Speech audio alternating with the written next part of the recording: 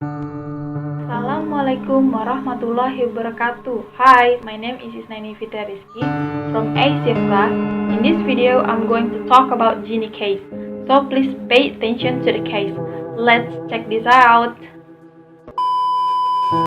Genie Wiley, born in 1957, is the pseudonym of an American feral child who was a victim of severe abuse, neglect, and social isolation. Her circumstances are prominently recorded in the Annals of Linguistic and Abnormal Child Psychology. When she was approximately 20 months old, her father began keeping her in a locked room. During this period, he almost always trapped her into a child's toilet or bound her in a crib with her arms and legs immobilized, forbade anyone from interacting with her, provided her with almost no stimulation of any kind, and left her severely malnourished. Genie isn't the feral child's real name. She was given the name to protect her identity once she became a spectacle of scientific research.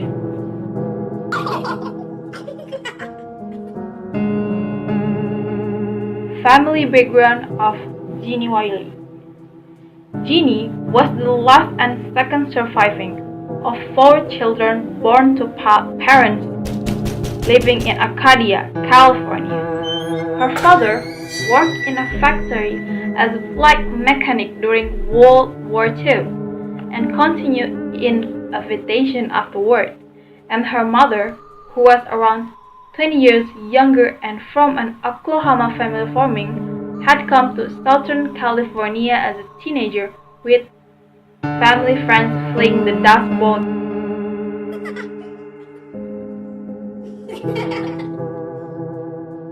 childhood.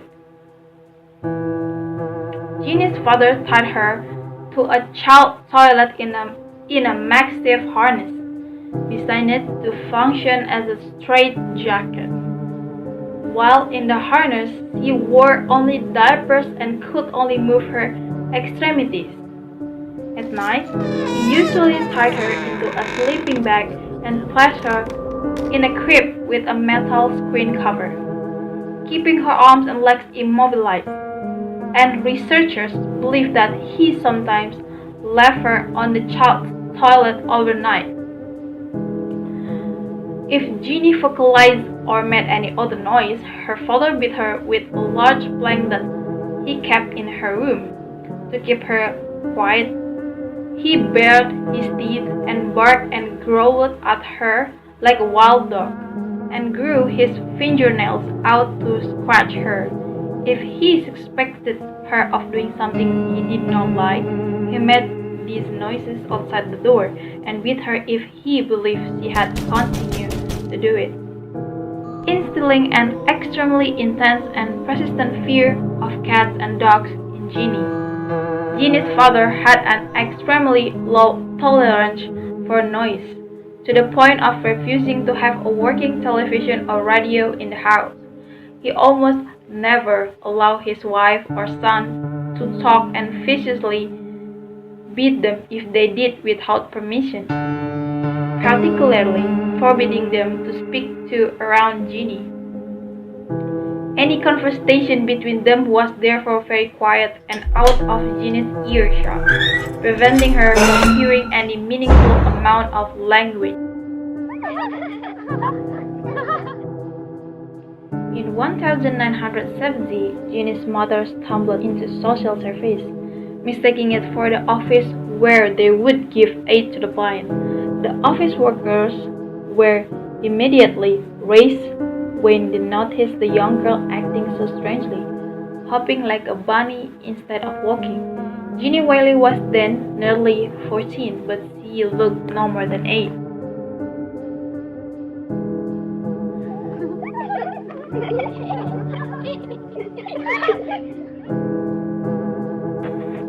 Genie's gross motor skills were extremely weak.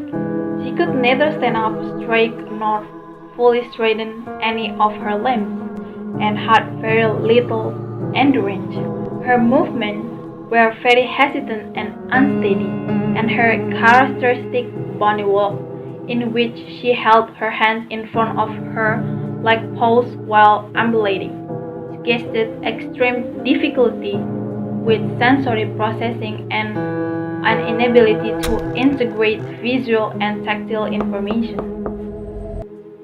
Beginning in January 1971, scientists conducted a series of neuro-linguistic tests on Genie to determine, monitor the course and extent of her mental development, making her the first language-deprived child to undergo any detailed study of her brain.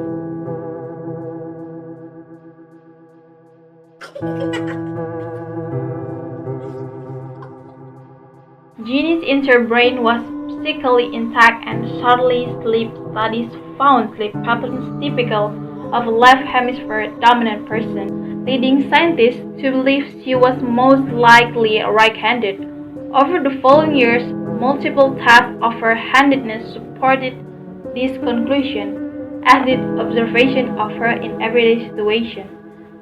Based on their early tests, doctors suspected Genie's brain was extremely right hemisphere dominant. Based on this result, believed that Genie had been developing as a typical right-handed person until the time her father began isolating her. They attributed the imbalance between Genie's hemisphere to the fact that Genie's sensory input as a child was almost exclusively visual and tactical, stimulating functions which are predominantly controlled in the right hemisphere of a right-handed person.